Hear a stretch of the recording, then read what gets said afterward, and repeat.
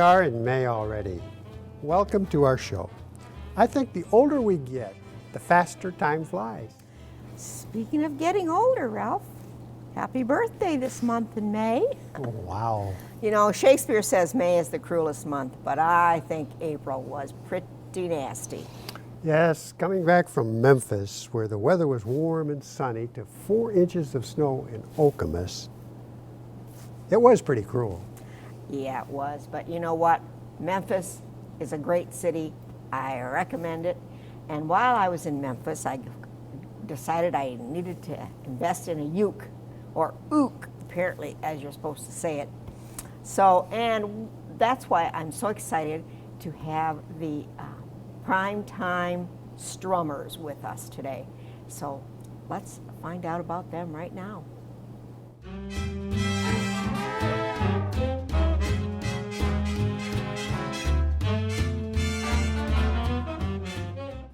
Let's meet Ben Hassinger, teacher of the Primetime Strummers. Welcome, Ben. Well, thanks, Ralph. Glad to be here. How long has your group been playing together? We've been together, it's 3.5 years now. I mean, we've had different members come in and out, but we do have some original members from the first class. And these look like all older gentlemen like us. Yeah, well, they're not some all ladies. older gentlemen. There's some lovely young ladies back there, too. Are there other ukulele groups in the Lansing area? Yeah, there's actually quite a few. I like to call Michigan the Great Uke State. And the reason is, well, you know, Hawaii has palm trees, we have pine trees. I mean, they have beaches, we have beaches, right? Right. And actually, we have about 20 active ukulele groups across the state of Michigan, including the new Uper Uke group up in Marquette. And the big group in the state is the Lansing Area Ukulele Group, or LAUGH as it's called. We meet at Sir Pizza in Old Town once a month, and we get 50 to 70 people together all strumming and having a good time. Is it pronounced ukulele or ukulele? It's pronounced ukulele. Now, if you were in Hawaii, you would say ukulele. And do you know what that means, Ralph? No, I don't. What do you think it might mean? Let's make music. Well, that's pretty good. Actually, it means jumping flea. Okay. Because when the Portuguese came over with the predecessors to the ukulele, their fingers moved so fast up and down the strings, the natives thought it was like a flea jumping up and down the strings. Hence the name, yes. Can you tell us a bit about this Mighty Uke Day Festival that's coming up here in May? Mighty Uke Day is the biggest ukulele festival in the Midwest, and it's held in Old Town Lansing. And this year, this is our 6th year. It's May 13th through 15th, and it's in various locations all around Old Town. Elderly Instruments, the Friends Meeting House, Urban Beats, Mother Earth Baby Boutique, Absolute Gallery, the Micah Gallery, a couple other places. And our main concerts are at Dart Auditorium at LCC. And what we do, it's 2.5 days of fun and strumming. We have concerts, we have workshops, we have children's events. A lot of things are free, and other things you have to pay for. It's all a la carte. And proceeds from it help support Music as a Foundation, which is a 501c3 that brings music into mid-Michigan schools and the community. Sounds like fun. It's great. It's big fun. You should come. Maybe I will. Okay. Thanks for bringing your group today. Yeah, well, this is the Primetime Strummers here. We all get together at East Lansing Primetime, and we're about 40 people strong when we have everyone together. And we're going to play a couple songs for you.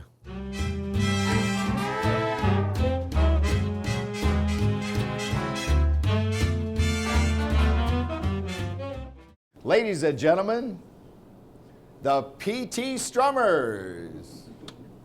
1, 2, 1, 2, 3, 4. Come on in here, come on in here, the PT Strummers band. Come on in here, come on in here, it's the best band in the land. We can strum a ukulele with the rhythm so strong, so fantastic that you wanna sing along. That's the best Frisch band, what I am. Hi, honey, and come on along.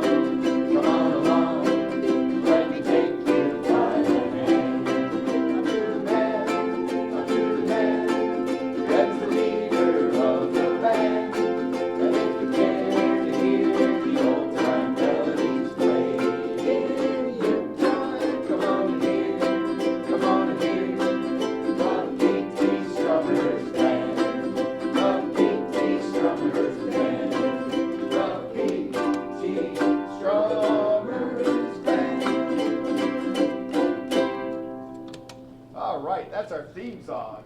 We're so cool, we have a theme song. Now we want to do a little song based on, I'd like to teach the world to sing, but we want to build the world on ukulele. Ready? 1, 2, 1, 2, 3, 4.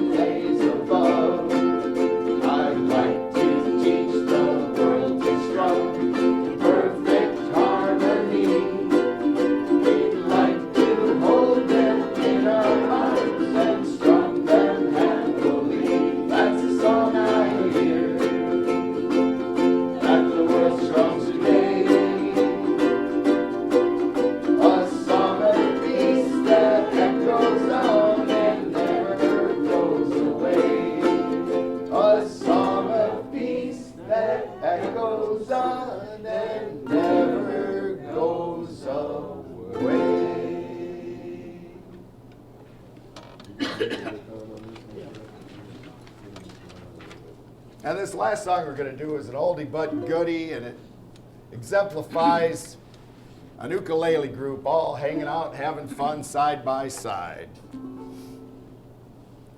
1, 2, 1, 2, 3, 4.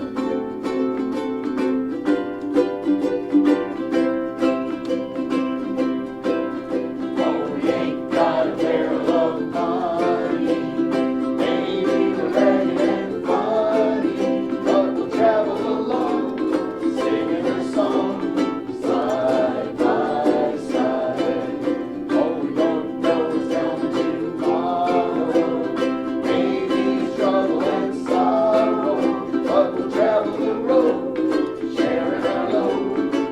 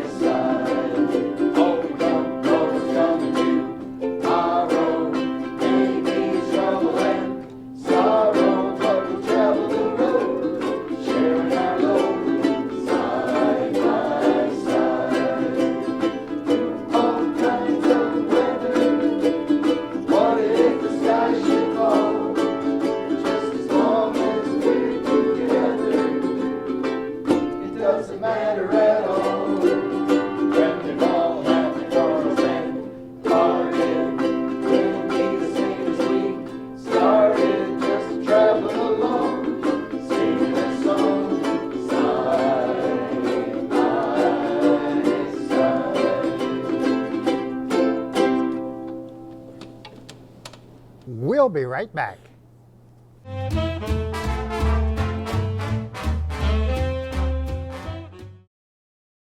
Okay, so we drowned the fire. Yep. Stirred it. Drowned it again. And now just feel if it's cold. Yeah. Cool.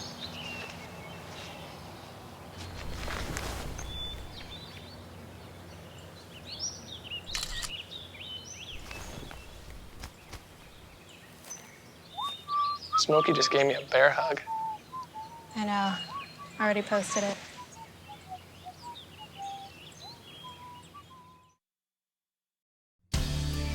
What happened in Flint is immoral.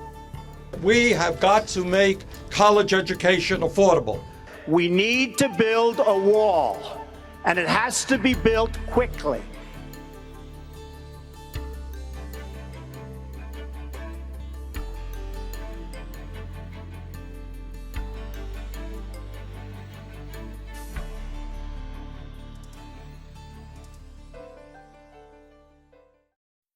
So, I'm kind of new here, but I've noticed a trend. My human does this funny thing where she goes around and gets all my toys, and then she hides them in that basket by the door. But it's always the same basket, and it's always in the same place. And then she acts so surprised when I find them, but, she's putting them in the same basket. Again. It's like, hello? That's where you put it last time. You were the worst at hide and go seek.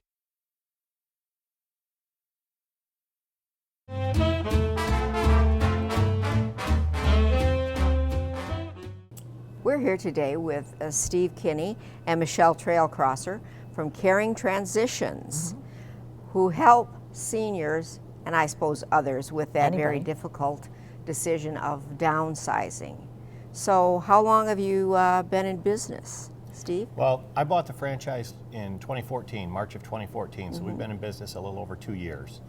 And we're simply running it right out of our homes. Everything we do is in the home of the client, so we really don't have an actual store location. But we've been around about 2 years now. Michelle was actually employee number 4 who got excited about the company and actually bought in as a partner. So we are now partners in this business. So do you actually help people decide whether it's time to downsize, or do you act as a sounding board, or what's your role? Well, a little bit of both, really. A lot of times people will call us in because they really think they should downsize and they're just overwhelmed with everything that's involved in going about it.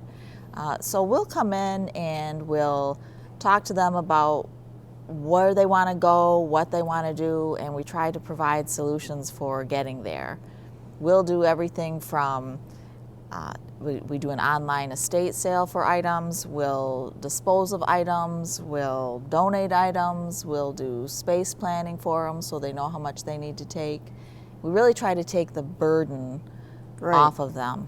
Yeah, it's traumatic enough to have to leave your house of 50 years or so, and so then that decision about what to take or what to leave or what to do with all your stuff. Yes. So you help with that as well? Absolutely. Okay. Is there an age group that you're mostly serving, or is it across the board? We typically are serving people that are seniors that are looking to downsize.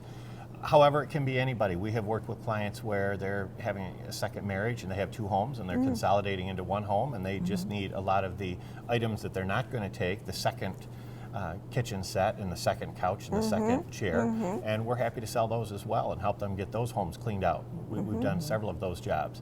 But our typical client is somebody, as you had mentioned, living in their house for 50 years and everything has a memory and everything's been there for a long time, and now someone is saying, or they're coming to the conclusion that it's time to move to maybe an assisted living or to a senior apartment, something just where they're a little safer. And that's when we can step in and help them with that transition.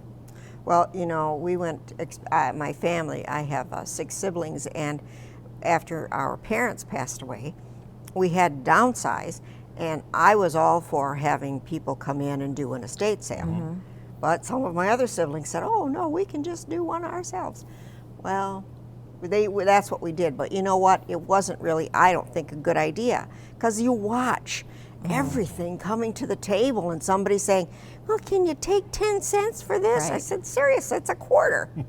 Yeah. Anyway, it's tougher. I think it's tougher. It is. So do you ever get to help hoarders? We do. There's a lot of different levels of hoarders, and sometimes we encounter people who simply have got to the point where they can't take care of their belongings, so they have started accumulating. And that's kind of a low-level hoarder. They have a lot of stuff. We can easily help them get rid of it. Sometimes it's just too much stuff. Other times we come in contact with people who really have a severe hoarding disorder. And we can help with that. If it's beyond our scope, we have a lot of resources that we can bring in, we can direct them to. There's a lot of help that they can get for the more severe levels of hoarding. But oftentimes it's just because they've gotten to an age where they just can't take care of things anymore. So they're getting more and more stuff. Or one spouse passes away and the other one is left with all this stuff that, Right. I imagine you have to be very diplomatic to do this job, because I can see where families might be kind of arguing over what we're going to do with all this. Well, we believe we've actually saved some families in the process. And I mean, maybe that sounds like an arrogant statement, No, but I but don't really think it is. What we tend to find is that the kids are often telling them, no, you can't take that, you can't take that, you can't take that. And mom or dad are pushing back saying, no, I want to take this, and I want to take this, and I want to take this. And so a lot of times it's simply the expert, in quotes, being called in with a space planning tool that we have on our computers. And we will take the couch and we'll show them exactly how large it will be in that new location, and they look at it and go, wow, that won't fit. There, it's all done. We're done with the arguments. We've had several clients say that they believe that their relationships with their kids would have been damaged very badly had we not stepped in and been part of the process. That's the part that we get excited about. The business is wonderful, but the fun part is the people and the interactions with them. Fun? Absolutely. No, you hear so many wonderful stories. They're exciting lives as you're going through, and they're pointing out items, and they'll say, I got this back in World War II. I got, and it's just to share their stories and to know that you're helping them to go on to the next stage of their life. It's not the last stage. It's just the next stage. It's something that they should be looking forward to and enjoying. Right. Well, I think that you are providing a wonderful service. Is this service, maybe, I didn't ask you about this beforehand, but on a cost-wise, it depends on what service part you provide? Is that?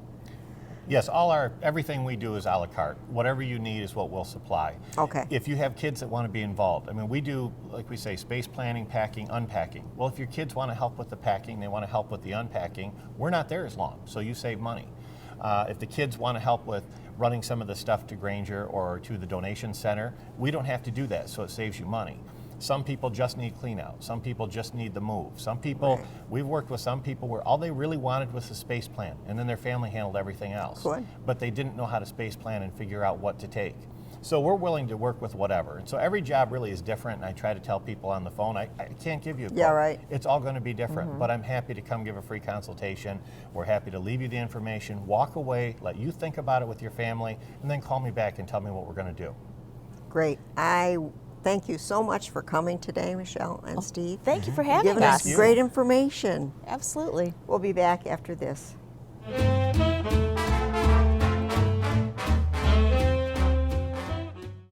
Spring has sprung in Meridian Township, and the snow is finally melting from your favorite parks and trails in the area. Keep in mind while you're out enjoying the weather that motor vehicles are prohibited on paths. When you take your bike out of storage to hit the trails, make sure you stay off of them if they're muddy, as it can be very damaging to our beautiful local plants. For more information, visit meridian.mi.us and view the trail maps.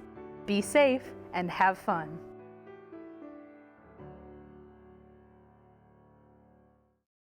Hey there, I'm Officer Jordan, and I'm here to offer you some advice about what to do before you go on vacation. Lock each of your doors and windows. Keep some curtains open. Stop mail deliveries, or have a trusted friend or neighbor collect them while you're away. Do not use social media to indicate you're on vacation. You can also ask us to check your home and your neighborhood. All you need to do is fill out the request form online. You can also call us at 517-332-6526. Before heading off on your next boating venture, be sure to remember these important boating safety tips. First, make sure there is one personal floating device per person. Make sure it's the correct size and that it's readily accessible. Next, always check for fuel smells before starting your watercraft. Run the ventilation blower and have a Type B fire extinguisher on board. And lastly, don't forget to have fun, but more importantly, be safe.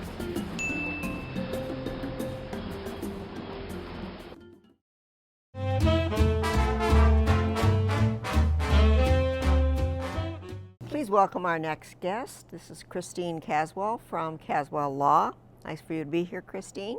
All right, thank you for having me, Peggy. I read an article that you did in the State Journal last year about 7 ways to screw up your estate.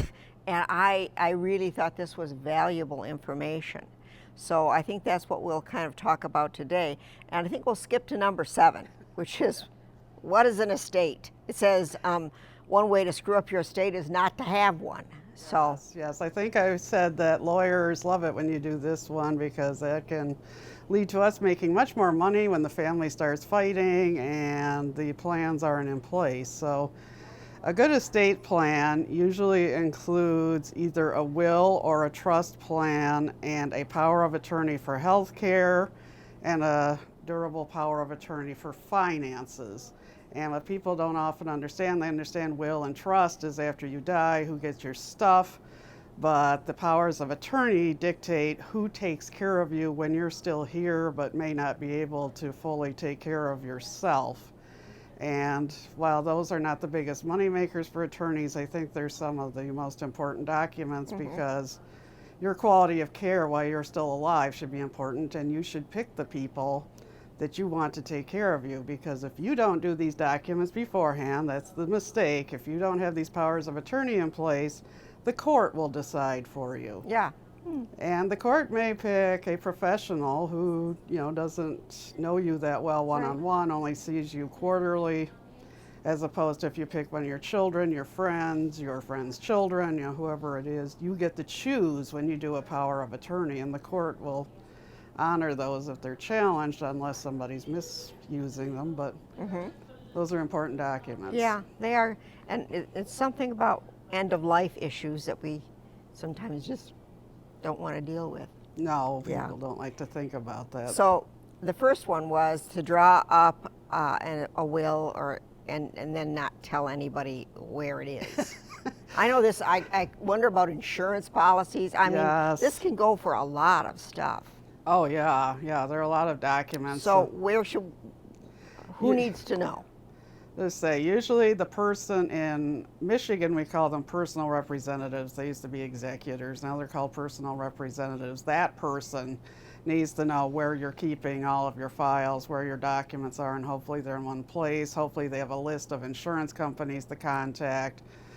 Also, a lot of documents will go outside of the will. A will goes through probate and court, and a trust is an internal document, and you will have a successor trustee after the person dies who handles the estate, and they'll need to know which life insurance policies to go after, any annuities, retirement plans, all of that stuff. So yeah, you should let them know where to find the documents. And we don't recommend safe deposit boxes unless... That's number 2. Yes. Put it in a safe deposit box no one can get at. Yes, because the bank won't open it without the documents that are inside of the safe deposit box to... So where do we put it? Let's say, or you make sure someone has access to it. Okay. Or if you have a fireproof safe in your home. Plus, your attorney should also have a copy of the will as well, but you can make copies these days. The courts want the original, but if something happens, a lot of times they'll approve a copy if they can show that the original cannot be found. And of course, in our technology now, that's much easier than in the old days. Well, I know some people have those little safe Yeah. Mainly for fire, probably. I Right. mean, I would think so. Once again, give somebody the combination. Yeah, or the key or whatever. Yeah, no. Another one is to draw up a will or a trust and then a new one and then not get rid of the old one. Yes, because that's how contests can start, because if the new one disappears and someone can find the old one, then, then if they're strife amongst the family members, then that can lead to problems because they say then it's not your plan. You also should update it every few years too. That's another thing I didn't put on that list. People don't think about it changes. People die, people move, they have grandchildren, they want to change what they want to do. They get divorced. Yes, that's a biggie. Yeah. But the law in Michigan under wills usually, if you get divorced, that usually nullifies it. Oh, good to know. Yeah. The other one was to take notes and write them in the margin of all your will or your trust or whatever. Not good? Well, I've seen people do that, and unfortunately, that can be considered a revocation of the document. Then you would have to go to court and determine, if the writing is something, if it's a codicil that somebody's just writing on there, if it's a scribbling, if you're basically saying this document is no longer valid. And I've seen people do that on original documents, and it's never a good thing. Trust others to do the right thing can be a mistake? Yeah, people often will leave things to one child thinking, well, they'll do the right thing. And I've actually been impressed. I've seen a lot of cases where children have done the right thing when legally they have no obligation to do so. But try as much as possible to make the beneficiaries all the children, or somehow in your documents indicate all the children, because a lot of times they'll share a bank account with one child. Yeah. And then they expect that child to share afterwards. Well, that child has no legal obligation to do that. So you can, and instead of putting children on as co-owners of the accounts, you can put them on as beneficiaries. Okay. So that way, after you die, they can go to the bank with your death certificate. Okay. But should you become incapacitated in terms of, I know my parents, they were in their right mind. I mean, they didn't have, but they were physically not really able to go to the bank and do banking. Right. So one of my sisters, I have a lot of sisters, so we sort of spread it out. But so one was in charge of the checkbook and did that, and luckily we all got along. But so there, and that would a power of attorney fall under that? Yeah, power of attorney would be the way to go, and that way you would name maybe one child with a backup to handle your finances, and you can even put in that document that person has to account to the other children what they're doing with your money, so that doesn't give complete control to that child. But that way you're not just handing off your money over to that one child, because good idea. So once you name them as a co-owner, that's theirs. Yep. And their creditors can get to it too, is another issue. Yeah. Oh. A lot of things to think about, all important things we need to think about, but we always, a lot of times, just put them off. So thanks so much for being here with us, Christine. Thank you so much for having me, Peggy.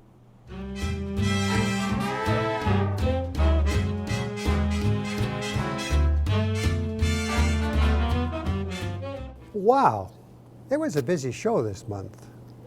Maybe by summer, you'll be able to play your ukulele for us, Peg. Well, maybe. I do have a lot of musical talent, and I want my family to stop laughing right now. Or maybe not. We'll see you next month.